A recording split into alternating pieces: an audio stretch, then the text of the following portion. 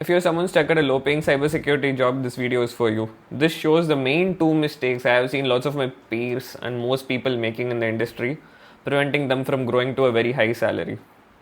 So the first main mistake is they just don't switch enough. I'm seeing a lot of people, they barely get any increment. Like if you're at 7 LP and if you're only getting 8% increment, that's not going to grow your career to any length. You must know that the majority of the increment you're going to get is from switches. So if you're a fresher, I would suggest switch at least every 2 years or 1 year if you're being aggressive and upskilling yourself very hard.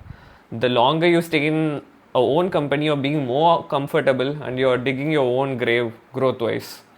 And most companies only care about themselves. No company is going to think like, oh, I have to make you rich, I have to make my employer rich, what will he do with his life? No one thinks like that. They just want to keep you as cheap as possible so that they expend less resources while getting the most profit.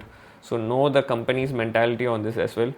And most of these companies, they have budget mostly for new hires. So you could have already seen from your experience, if you're at a company for a long enough time, they give you less hikes, but for the new guy who's joining in, they give him a huge amount of money. So that's how it works on most organizations.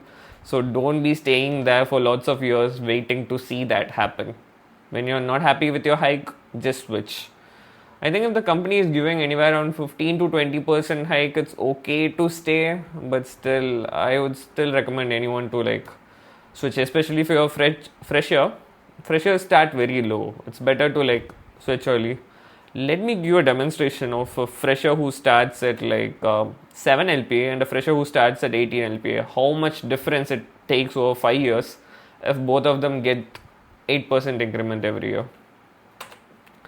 So both of them start at different pay scales, and through 8% increment every year, the gap just widens between both of the people. So how wide the gap is, you can see here.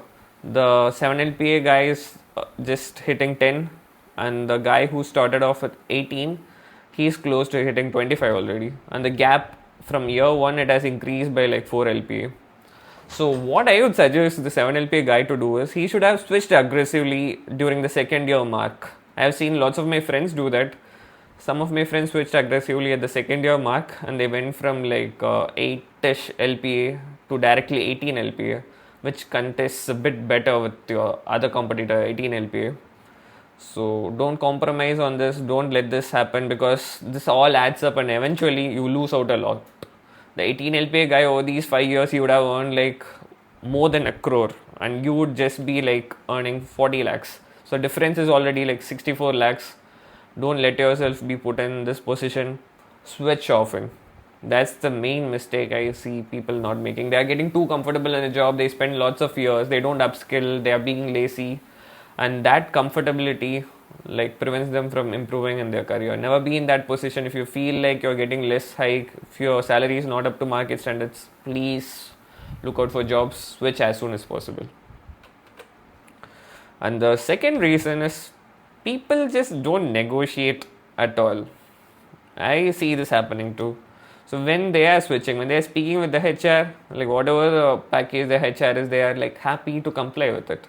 They're okay, cool, I got a sweet jump, let me end at that. But the thing is, most of the times, the HR doesn't give you a final offer. They open a room for negotiation. They think this person is going to negotiate, ask for more money. So I'll have to be prepared. But most people don't even negotiate. They just stay silent. Or they just think, okay, my previous CTC was very low. This was another example I saw from one of my juniors.